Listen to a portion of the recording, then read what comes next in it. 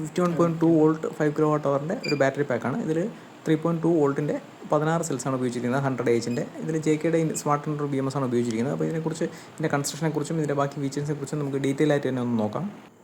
Hi, പുതിയൊരു വീഡിയോയിലേക്ക് സ്വാഗതം. ഇന്ന് നമ്മൾ നോക്കുന്ന ലിയോണിക്സിൻ്റെ ലേറ്റസ്റ്റ് മോഡൽ പവർ വാളാണ്. അപ്പോൾ ഈ പവർ വാളിൻ്റെ മെയിൻ വ്യത്യാസം ഫ്രണ്ടിൽ വന്നിരിക്കുന്ന സ്ക്രീനാണ്. ഫ്രണ്ടിൽ ഒരു 4.3 ഇഞ്ചിൻ്റെ ടച്ച് സ്ക്രീൻ കൊടുത്തിട്ടുണ്ട്. അതുകൂടാതെ പവർ ബട്ടൺ ഇതിൻ്റെ സൈഡിലായിട്ടാണ് കൊടുത്തിരിക്കുന്നത്. ഈ ടച്ച് സ്ക്രീനിൽ നമുക്ക് അത്യാവശ്യം വേണ്ട full details, cell wise details ഇതിൽ കിട്ടും. പിന്നെ ഇതിൻ്റെ ടോപ്പിലായിട്ടാണ് ഔട്ട്പുട്ട് ടെർമിനൽസ് കൊടുത്തിരിക്കുന്നത്. ബാക്കി ഇൻ്റർഫേസ് കണക്ഷൻസ് അവിടെ തന്നെയാണ് വരുന്നത്. പെയർ ചെയ്യാൻ പറ്റുന്ന നല്ല ഹൈ ക്വാളിറ്റി ടെർമിനൽസാണ് കൊടുത്തിരിക്കുന്നതെന്ന് ഒറ്റ നോട്ടത്തിൽ നമുക്ക് മനസ്സിലാക്കാൻ സാധിക്കും. പിന്നെ ബാക്കി ഇൻഡിക്കേഷൻസ് എല്ലാം താഴെയായിട്ടുണ്ട്. പിന്നെ ഡിപ്പ് സ്വിച്ച്, ഡ്രൈ കോൺടാക്റ്റ്, അതുകൂടാതെ RS485 ക്യാൻ കമ്മ്യൂണിക്കേഷൻ പോർട്ടുകൾ.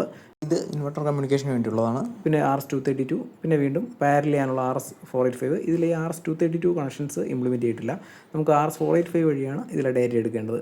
അതായത് നമ്മുടെ കമ്പ്യൂട്ടറിലുള്ള കണക്ഷൻ. പിന്നെ ഔട്ട്പുട്ട് ഓൺ ഓഫ് ചെയ്യാനായിട്ടുള്ള ബ്രേക്കറും, പിന്നെ തൊട്ട് മുകളിലായിട്ട് 5 ഇയർ വാറണ്ടിയുടെ ആ ഒരു സ്റ്റിക്കർ കാണാൻ പറ്റും.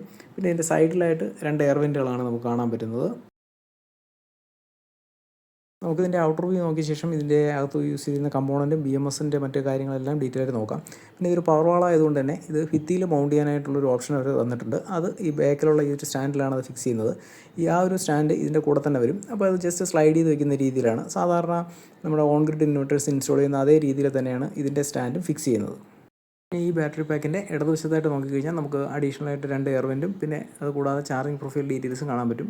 അതായത് ഈ 2 എയർ ഹോളിൻ്റെ ഇടയിലുള്ള ഈ ഒരു പോർഷനിലായിട്ടായിരിക്കും അതിൻ്റെ ചാർജിങ് പ്രൊഫൈലും മറ്റ് ഡീറ്റെയിൽസും കൊടുക്കുന്നത്. അത് ഞാനിവിടെ സ്ക്രീനിൽ സൈഡിൽ കാണിച്ചിട്ടുണ്ട്. പിന്നെ ഇതിൻ്റെ മുകളിൽ വരുന്ന കണക്ഷൻസ് നമുക്ക് ഈസി ആയിട്ട് എടുക്കാൻ പറ്റും. പാരലൽ കണക്ട് ചെയ്യാനായിട്ട് ഈ ഒരു ടെർമിനലാണ് കുറച്ചും കൂടെ നമുക്ക് സൗകര്യമായിട്ട് തോന്നുന്നത്. പിന്നെ വാറണ്ടിയുടെ ഡീറ്റെയിൽസ് മുകളിൽ ആ സ്റ്റിക്കർ മെൻഷൻ ചെയ്തിട്ടുണ്ട്. പിന്നെ ഇതിൻ്റെ ഫ്രണ്ടിലേക്ക് വന്നു കഴിഞ്ഞാൽ നമുക്ക് ആ സ്ക്രീനിൽ അത്യാവശ്യമുള്ള ഡീറ്റെയിൽസ് എല്ലാം അതിൽ തന്നെ കിട്ടും. പ്രത്യേകിച്ച് മൊബൈൽ എടുത്ത് നോക്കേണ്ട കാര്യമില്ല.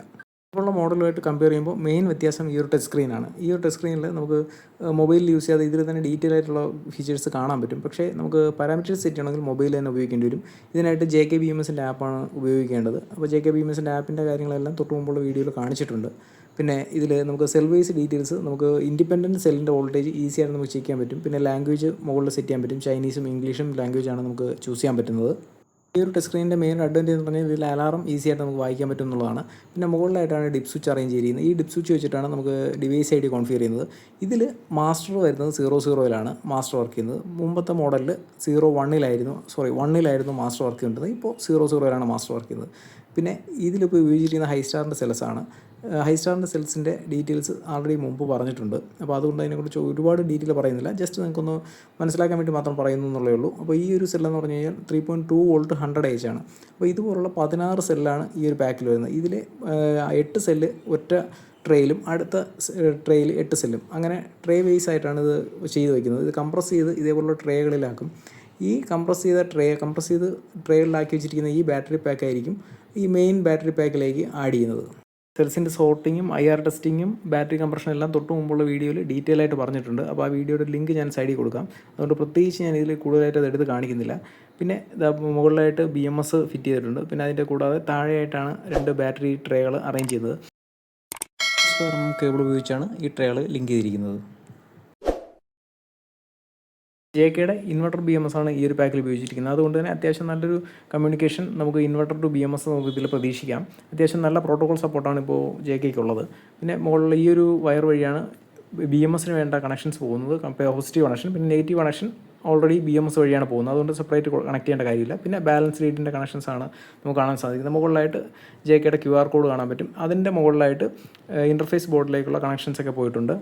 2 ആംപിയറിൻ്റെ സ്മാർട്ട് ആക്റ്റീവ് ബാലൻസറാണ് ഈ ഒരു JKയുടെ BMSൽ വരുന്നത്. പിന്നെ ഇതിൻ്റെ സൈഡിലായിട്ട് നോക്കിക്കഴിഞ്ഞാൽ നമുക്ക് ആ 2 കണക്ഷൻസ് ഉള്ളത് സ്ക്രീനിൻ്റെതും പവർ ബട്ടൻ്റെതുമാണ്. ഇപ്പോൾ നിങ്ങൾ കാണുന്നത് ഈ 2 പാക്കും അടുത്തടുത്ത് വെച്ചപ്പോഴാണ്. ഇതിലിപ്പം ഇത് പഴയ മോഡൽ പാക്കും, അത് കഴിഞ്ഞിട്ട് അതിൻ്റെ റൈറ്റ് സൈഡിലായിട്ട് നിങ്ങൾക്ക് പുതിയ മോഡൽ പാക്കും കാണാൻ പറ്റും. ഡിസൈനിൽ ചെറിയൊരു വ്യത്യാസമാണ് വന്നിരിക്കുന്നത്. പിന്നെ മെയിനായിട്ട് ഇൻ്റർഫേസ് ബോർഡിൽ വ്യത്യാസമില്ലെന്നുണ്ടെങ്കിലും BMSൽ വ്യത്യാസമുണ്ട്. ഒന്നിൽ ഉപയോഗിച്ചിരുന്ന TDTയും അടുത്തതിൽ ഉപയോഗിച്ചിരുന്ന JKയുടെ BMSുമാണ്. അപ്പോൾ ഈ സ്ക്രീനിൽ നമുക്കിപ്പോൾ കുറച്ചും കൂടെ വ്യക്തമായിട്ട് കാണാൻ പറ്റും. കുറച്ച് മുമ്പ് ഞാൻ ഓണാക്കിയ സമയത്ത് പുറത്ത് വെച്ചായിരുന്നതുകൊണ്ട് ഒരു ക്ലാരിറ്റി പ്രശ്നമുള്ളതുകൊണ്ടാണ് ഈ ഒരു പോർഷൻ കൂടെ സെപ്പറേറ്റ് ആയിട്ട് ഷൂട്ട് ചെയ്തത്. അപ്പോൾ ഇതിൽ ആ സ്ക്രീനിൽ നിങ്ങൾക്ക് എന്തൊക്കെ ഡീറ്റെയിൽസ് കിട്ടും എന്നുള്ള ഏകദേശം ഒരു ഐഡിയ കിട്ടും. അത്യാവശ്യം ഡീവിയേഷൻ, മോസ്ഫെറ്റ് ടെമ്പറേച്ചർ, പിന്നെ അലാറം എന്തെങ്കിലും ഉണ്ടെങ്കിൽ അതിൻ്റെ status, charge, balance on, discharge switch, പിന്നെ ആവറേജ് സെൽ വോൾട്ടേജ്, പിന്നെ ചാർജ് ചെയ്യുന്ന സമയത്തുള്ള സ്റ്റാറ്റസ്. ഇപ്പോൾ ചാർജിങ് നടന്നുകൊണ്ടിരിക്കുകയാണ്. ചാർജ് ചെയ്യുന്ന സമയത്ത് മുകളിൽ കറണ്ടിൻ്റെ ഡീറ്റെയിൽസും മറ്റു കാര്യങ്ങളെല്ലാം കാണിക്കുന്നുണ്ട്. പിന്നെ ഇത് ഡിസ്ചാർജ് ചെയ്യുന്ന സമയത്ത് നേരെ തിരിച്ച് ഡിസ്ചാർജിങ് കാണിക്കുന്നുണ്ട്. ഇതിപ്പോൾ ഞാൻ ആ കമ്മ്യൂണിക്കേഷൻ കേബിൾ റിമൂവ് ചെയ്തുകൊണ്ടാണ് 100% ചാർജ് ഉണ്ടായിട്ടും ഇത് വീണ്ടും ചാർജിങ് ചെയ്തിട്ട് കാണിക്കുന്നത്. 100% വൺസ് ചാർജ് ആയി കഴിഞ്ഞാൽ പിന്നെ കമ്മ്യൂണിക്കേഷൻ ഉണ്ടെങ്കിൽ ലിഥിയം ബാറ്ററി പ്രത്യേകിച്ച് ചാർജ് ചെയ്യേണ്ട കാര്യമില്ല. അല്ലെങ്കിൽ നമ്മൾ ആ JKയുടെ BMSൻ്റെ ഇൻവെർട്ടർ BMSൽ ഫ്ലോട്ട് മോഡിലേക്ക് പോകാനുള്ളൊരു ഓപ്ഷനുണ്ട്. അത് കോൺഫിഗർ ചെയ്ത് കഴിഞ്ഞാൽ പറ്റും. പിന്നെ അതിൽ സെൽ വൈസ് ഡീറ്റെയിൽസ് നമുക്ക് ഈസി ആയിട്ട് കിട്ടും. ഇത് ജസ്റ്റ് ഒന്ന് പവർ ബട്ടണിൽ പ്രസ് ചെയ്ത് കഴിഞ്ഞാൽ സ്ക്രീൻ ഒന്ന് ഓണാവും. പിന്നെ 2 സെക്കൻഡ് പ്രസ് ചെയ്ത് ഹോൾഡ് ചെയ്ത് കഴിഞ്ഞാൽ ബാറ്ററി ഫുൾ ഷട്ട് ഡൗൺ ആവും. നമുക്ക് ഈ സ്ക്രീൻ എല്ലായ്പ്പോഴും ഓൺ ചെയ്തിടണമെങ്കിൽ അതിനുള്ള ഓപ്ഷൻ ആൾറെഡി JK BMS ആപ്പിലുണ്ട്.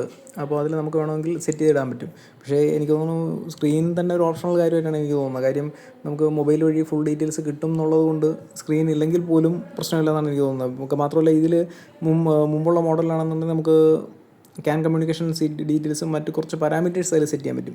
ഇതിൽ ടച്ച് സ്ക്രീൻ ആണെങ്കിൽ പോലും നമുക്ക് വേറെ പാരാമീറ്റേഴ്സൊന്നും സെറ്റ് ചെയ്യാനുള്ള ഓപ്ഷൻ ഇതിൽ തന്നിട്ടില്ല. അപ്പോൾ ആ സ്ഥിതിക്ക് സ്ക്രീൻ ഒരു ഓപ്ഷണൽ കാര്യമാണ്. പിന്നെ ജസ്റ്റ് നമുക്ക് ഈസി ആയിട്ട് കാര്യങ്ങളൊന്നും കാണാം. സെൽവൈസ് ഡീറ്റെയിൽസ് മൊബൈൽ എടുക്കാതെ ഡീറ്റെയിൽസ് കാണാം എന്ന് മാത്രമേ ഉള്ളൂ. പിന്നെ ഇതിൽ ഈ സ്ക്രീനിനെക്കാട്ടും കുറച്ചും കൂടെ ബെറ്റർ എനിക്ക് തോന്നുന്നു 3.2 ഇഞ്ചിൻ്റെ പവർ ബട്ടൺ സൈഡിൽ തന്നെ വരുന്ന ഒരു ടച്ച് സ്ക്രീനുണ്ട്. അതായിരിക്കും കുറച്ചുകൂടെ ബെറ്റർ എന്ന് തോന്നുന്നു. ഇതേക്കുറിച്ച് നിങ്ങളുടെ അഭിപ്രായം എന്താണ്? പിന്നെ ഈ വീഡിയോയെക്കുറിച്ചുള്ള നിങ്ങളുടെ വിലയേറിയ അഭിപ്രായങ്ങളും നിർദ്ദേശങ്ങളും കമൻറ്റിൽ രേഖപ്പെടുത്താൻ മറക്കരുത്. പിന്നെ ഞാനിതിൽ നോട്ടീസ് ചെയ്തൊരു കാര്യം എന്ന് പറഞ്ഞു കഴിഞ്ഞാൽ ഇതിൻ്റെ ഡിവൈസ് ID 1 ആയിട്ട്, അതായത് മാസ്റ്ററായിട്ട് സെറ്റ് ചെയ്തിരിക്കുകയാണെങ്കിൽ ലാസ്റ്റ് SOC ലൈറ്റ് ബ്ലിങ്ക് ആവും. അത് 100% ചാർജ് ആയി കഴിഞ്ഞാൽ ബ്ലിങ്ക് ആവുന്നതിൻ്റെ റീസൺ ഇത് മാസ്റ്ററായിട്ട് സെറ്റ് ചെയ്തിരിക്കുന്നതാണ്. അപ്പോൾ അതിൻ്റെ ഡീറ്റെയിൽഡ് ഡോട്ട് ടെസ്റ്റിംഗ് വീഡിയോയും മറ്റു കാര്യങ്ങളും നിങ്ങൾക്ക് ഇൻട്രസ്റ്റ് ഉണ്ടെങ്കിൽ കമൻറ്റ് ചെയ്താൽ മതി. അത് നമുക്ക് അടുത്തൊരു പാർട്ടായിട്ട് ചെയ്യാം. ഈ പവർ ഓഫ് ചെയ്യാനായിട്ട് നമുക്ക് ജസ്റ്റ് ഇത് 2 സെക്കൻഡ് പ്രസ് ചെയ്ത് ഹോൾഡ് ചെയ്ത് കഴിഞ്ഞാൽ ഈ BMS പവർ ഓഫ് ചെയ്യാനും പിന്നെ തിരിച്ച് ഓൺ ആക്കാനും അതേ പ്രൊസീജിയർ തന്നെയാണ്. 2 സെക്കൻഡ് പ്രസ് ചെയ്ത് ഹോൾഡ് ചെയ്താൽ മതി. സ്റ്റാൻഡ് ബൈയിലായിരിക്കുന്ന സമയത്ത് സിംഗിൾ പ്രസ് ചെയ്ത് സ്ക്രീൻ ഓൺ ആക്കാൻ പറ്റും. ഈ ബാറ്ററി പാക്കിൻ്റെ ചാർജ് ഡിസ്ചാർജിങ് കപ്പാസിറ്റി 1C ആണ്. അതായത് 100 ആംപിയർ നമുക്ക് ചാർജിങ്ങും ഡിസ്ചാർജിങ്ങുമായിട്ട് ഉപയോഗിക്കാൻ പറ്റും. പിന്നെ അഡീഷണൽ ബാറ്ററി പാക്കുകൾ പാരൽ ചെയ്ത് പരസ്പരം കമ്മ്യൂണിക്കേറ്റ് ചെയ്ത് നമുക്ക് ഈ ഒരു ബാറ്ററി പാക്കിനെ ഉപയോഗിക്കാവുന്നതാണ്.